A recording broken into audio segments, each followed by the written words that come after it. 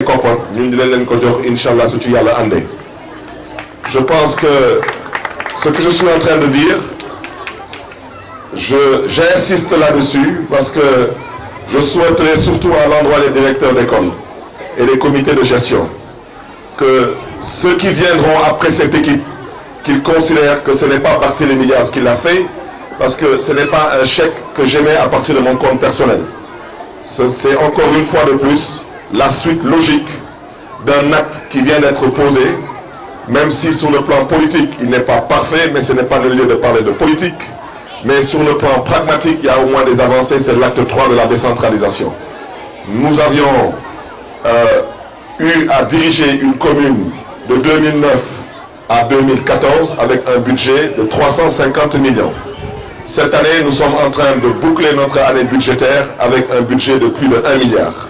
Donc nous avons la responsabilité de pouvoir, dans les différents domaines de compétences qui nous sont transférés, de pouvoir faire en sorte que tout le monde puisse ressentir cet acte 3, mais surtout puisse ressentir la hausse des recettes recouvrées par la commune de Mermoz-Sacré-Cœur.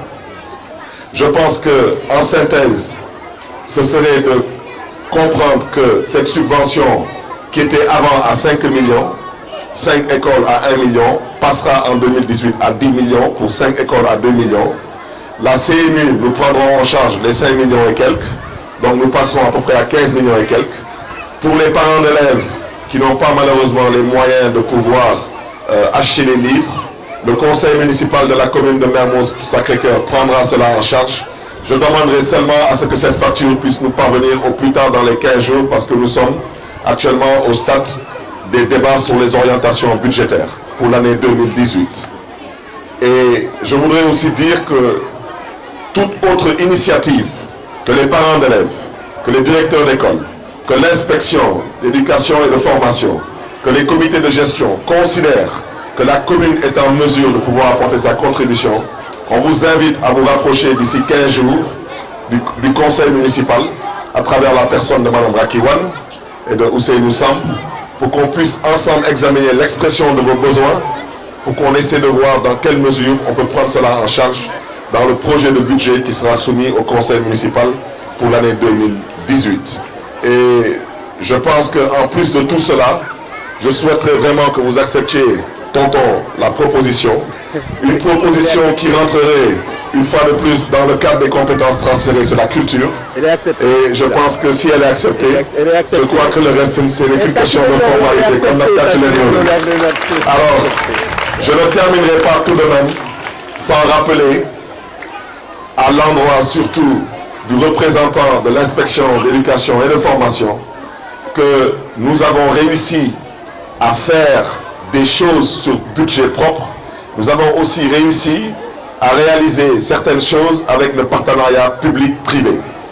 Et quand on parle de partenariat public-privé, beaucoup de gens pensent à la Sonatel, qui est effectivement un bon partenaire, mais on avait aussi d'autres partenaires qui étaient d'accord sur le principe, et je prends à témoin les comités de gestion, je prends à témoin les directeurs d'école, je prends à témoin même les procès-verbaux de toutes nos réunions, surtout sur la bande de terre, qui malheureusement aujourd'hui n'honore pas du tout la commune, n'honore pas l'esprit même que nous retenons de l'acte 3 de la décentralisation, parce que cet esprit confère aux communes un statut de plein exercice.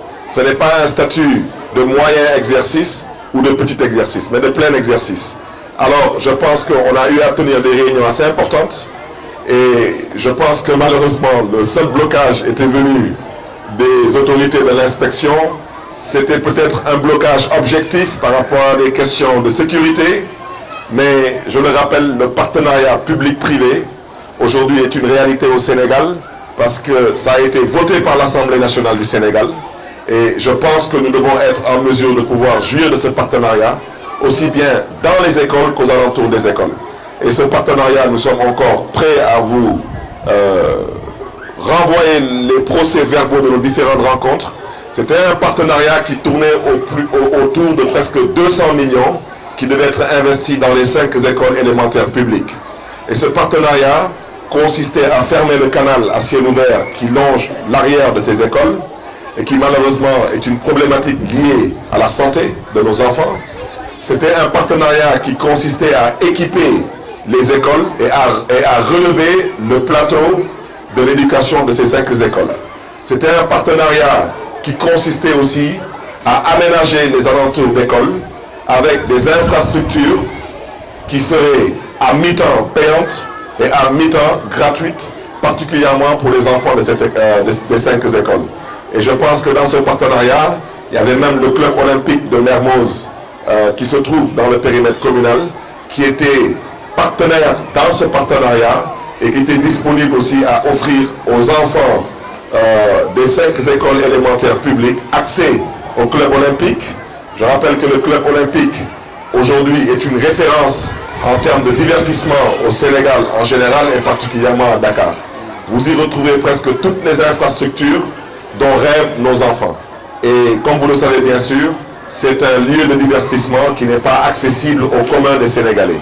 Donc je souhaiterais vraiment réitérer cette demande parce qu'on avait le feu vert de tous les partenaires, les comités de gestion, les directeurs d'école, le conseil municipal, les parents d'élèves.